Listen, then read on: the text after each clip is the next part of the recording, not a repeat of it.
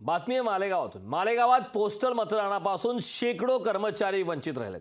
मालेगावात अनेक कर्मचाऱ्यांनी याबाबतची नाराजी व्यक्त केलेली आहे। मालेगावात निवडणूक आयोगाच्या अटी किचकट असल्याचा आरोप करण्यात आला। निवडणूक यंत्रणेकडून जनजागृतीचा अभाव देखील झाल्याची माहिती मिळते।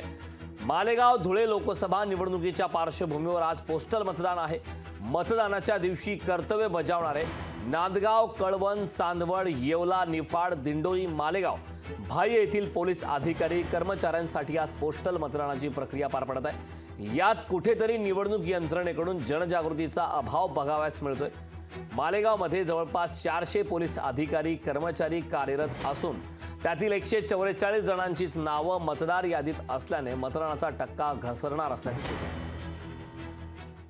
ज्यांची ड्यूटी आपण निवडणुकीसाठी लावलेली आहे, तर अशा मतदारांसाठी आपण मागील ट्रेनिंगमध्ये पहिल्या ट्रेनिंगला त्या ठिकाणी सर्च इंजिन उपलब्ध करून दिलेलं होतं, लॅपटॉप उपलब्ध करून दिले होते आणि एक तलाठी सुद्धा नेमलेले होते, जेणेकरून त्यांनी आपला यादी भाग क्रमांक बघावा आणि कोणत्या मतदारसंघामध्ये नाव आहे हे सर्व फॅसिलिटी उपलब्ध करून दिली आहे। ईडीसी इलेक्शन ड्यूटी सर्टिफिकेट आवश्यक आहे, तर त्या लोकांना सुद्धा निवडणुकीचे प्रमाणपत्र देण्यात आले आहे, जेणेकरून त्यांना त्याच मतदान केंद्रावर जिथं ड्यूटी आहे तेथेच त्यांना त्या ठिकाणी मतदान करता येईल।